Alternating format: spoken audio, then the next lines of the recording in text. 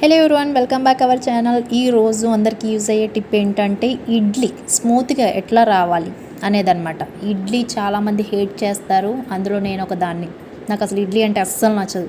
అది ఎంతో బాగుంటే కానీ తినబుద్ధి కాదనమాట. సో ఎప్పుడైనా ఇడ్లీ ఇంట్లో వేస్తే నేనే తినకపోతే బాగోదని చెప్పి అది ఎలా స్మూత్గా రావాలా అనేసి ట్రై చేశాను. అది గ్రైండర్లో రుబ్బిన ఇడ్లీ ఎట్లానో స్మూత్గా వస్తుంది. అలాగే విలేజెస్లో అమ్మ వాళ్ళు అది ఏమంటారు, రుబ్బు రోలు ఉంటుంది కదా, అందులో రుబ్బిన ఇడ్లీ కూడా బాగుంటుంది. కానీ మిక్సీలో రుబ్బిన ఇడ్లీ మాత్రమే గట్టిగా ఉంటాయి. ఎందుకో తెలుసా? అందులోకి ఎయిర్ అంతగా పోదు కాబట్టి. ఎయిర్ ఏంటంటే ఇప్పుడు ద మార్క్స్ ఆఫ్ వెలాసిటీ అని చెప్పి పెద్ద సైన్స్ లాంగ్వేజ్లో కాకపోయినా మన వంట లాంగ్వేజ్లో సింపుల్గా చెప్తా చూడండి.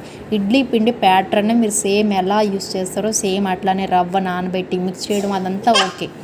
ఇక్కడ ఏంటి అంటే మిక్స్ చేయడమే పని. ఒక 20 minutes పిండిని బాగా బీట్ చేసి నైట్ అంతా అట్లా పెట్టేసి వదిలేసారనుకోండి. ఆ బీట్ చేసినప్పుడు ఎయిర్ అనేది వెళ్తుంది కదా, అప్పుడు పిండి అనేది పఫీగా అవుతుంది, లూజ్ అవుతుంది అనమాట. మనం మిక్సీలో వెంటనే అలా రుబ్బేసి పెట్టేసుకుని ఇడ్లీ వేస్తే ఇడ్లీ గట్టిగా వస్తాయి. అలా కాకుండా మీరు నైట్ అంతా కాదు, ఒక 20 minutes అట్లా బీట్ చేసేసి మూత పెట్టేసి అట్లా ఉంచితే కనుక, అందుకే గ్రైండర్లో రుబ్బింది ఇడ్లీ ఎట్లయినా పఫీగా ఉంటుంది. కానీ ఇది మిక్సీలో రుబ్బిందే గట్టిగా ఎందుకు వస్తుంది అంటే అది అందులోకి ఎయిర్ వెళ్ళదు కాబట్టి. మనం ఎంత బీట్ చేస్తూ ఉంటే అంత బాగా ఇడ్లీస్ వస్తాయి. ఇడ్లీస్ చూసారా ఎంత స్మూత్గా ఉన్నాయో.